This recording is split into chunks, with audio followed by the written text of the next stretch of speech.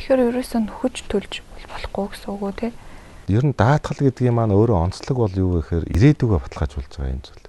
Ирээдүгөө даатгаж байгаа. Хэрвээ нөхөж төлдөг байх юм бол эн чинь нөгөө даатгал гэдэг үндсэн утга агуулга нь алдагдчихж байгаа байхгүй.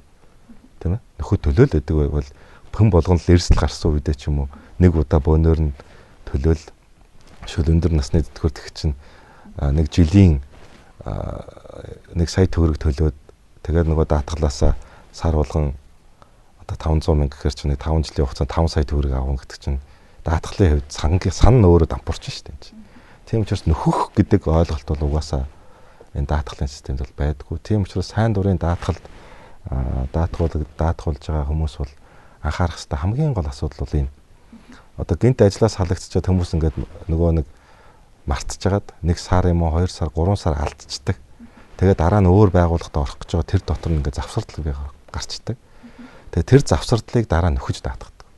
Нөхөж даатгахгүйгээс болоод нөгөө тасралтгүй 20 жил ажиллаж ээж өрн тэтгэвэр тогтоолох тэр ирэх боломжийг алдчихдаг.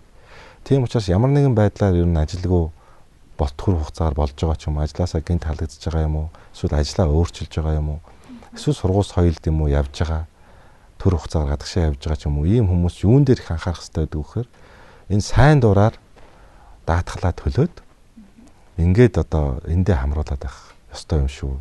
Удаан хугацаагаар гадагшаа явж байгаа бол магадгүй та итгэмжлэлээр гэр бүлийн юм уу ойр төр садны хүндээ итгэмжлэл үлдээгээд тэр хүн чинь нөгөө сайн дурын даатгалт чинь сар болгон төлөх шимтгэлийг чинь 12% чинь төлөөд ингээд байх юм бол одоо та бол жинхэнэ одоо ирээдүгөө одоо эрсдэлгүй хуулийн дагуу ингээд баталгаажуулах ийм боломжтой байгаа шүү. Энийгээ мэдхгүйгээсээ болоод бас их хохирсон.